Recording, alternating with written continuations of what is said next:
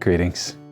I remember years ago watching the splendid film A Man for All Seasons and being deeply struck by this quote here paraphrased from St. Thomas More. God made the angels to show him splendor, and animals for their innocence, and plants for their simplicity. But the human person he made to serve him wittily in the tangle of his mind. Human life is complex, often a tangle, and passing on the faith today requires helping others deal with their tangled experiences and finding the life-giving, liberating love of God in the midst of it all. This is more generally true, but has been acutely so during the pandemic, which has added layers of entanglement to our lives. Here's an account of a creative way of passing on the faith and of God's love taking down walls and bringing hope and joy in the midst of life's challenges.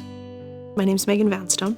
I'm a middle school teacher in Estevan, Saskatchewan. When I started my education degree, I knew that I wanted to be in Catholic education. There's something uniquely different about what we offer in our schools, and I wanted to make sure I was a part of that. So, my name is Halle. I'm in grade 9 and I'm going to be going to Lebuldus. So this year, my class and some of the other grade 8s, we all went to an online retreat, and it was hosted through a YouTube Live, and it was pretty fun. Having the Archdiocese with the Office of Youth and Young Adult Ministry and with Michelle and Braden and all of the partners that they bring in come in really empowered a lot of our students. And when we initially signed up for the retreat, we were learning in person. And about a week before the retreat took place, our entire school got shut down because we had a COVID outbreak amongst staff and students. We were about a week into online learning and everyone was just done. And so we actually talked to Michelle 2-3 days before the retreat and decided we were going to cancel.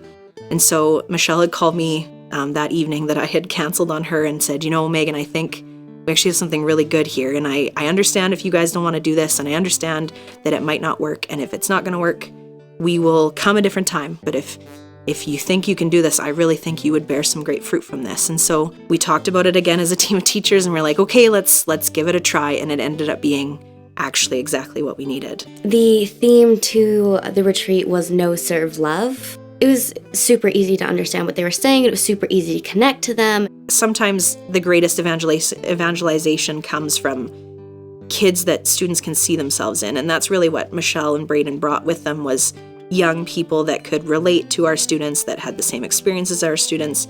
The thing that probably impacted me the most was just how easy it was to connect with everyone there, and just how easy it was like, I feel the same way, and I understand where you're coming from, and I feel like you would understand where I'm coming from.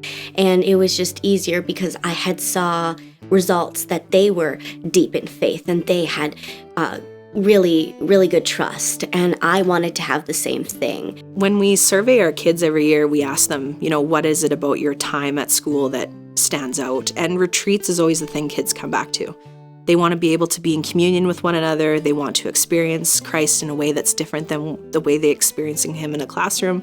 It allows for a new level of connection, a new level of experience with the Holy Spirit, with God, with the young people that are evangelizing to them. And I think it makes all the difference to allow them to have that time to express themselves, to experience God, and to really dive into the aspects of their faith they might not get to. I remember one of the people at the retreat was talking about our pretend wall around our hearts so that we could let Jesus in, and I had realized that that's what I do with everyone, and I just have a wall around my heart so that I don't get hurt.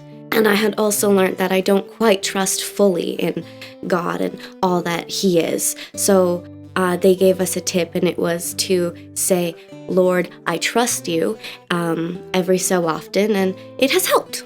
I have made a couple of friends over the past couple of weeks, and I think that's how God has really touched me recently. I was able to just click with these people, and it was just super fast, and it was like, wow, whoa, how'd this happen? I don't know, I just kind of went out of my comfort zone, knowing that there was someone always in my corner. For me, the thing about COVID was, it was more difficult for me to give of my time. I felt very bound by the fact that I couldn't physically be there to do the things I used to do in my parish and give with my hands. But there is an opportunity for me to give financially.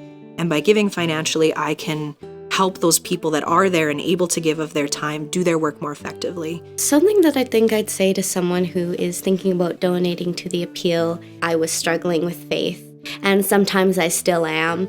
but I can think back to what I learned on the retreat, and I know just how much it helped. So I think I would tell them what they're donating is going to a good cause. We are so grateful as a school that because of the Archdiocese, because of the donations of Catholics across the Archdiocese, that we're able to provide a level of ministry to our students that wouldn't exist otherwise. Thank you so much for donating. Your money is going to a good cause, and you're going to help a lot of kids who are struggling with their faith find it again. Thank you so much for your donation to the Archbishop's Appeal.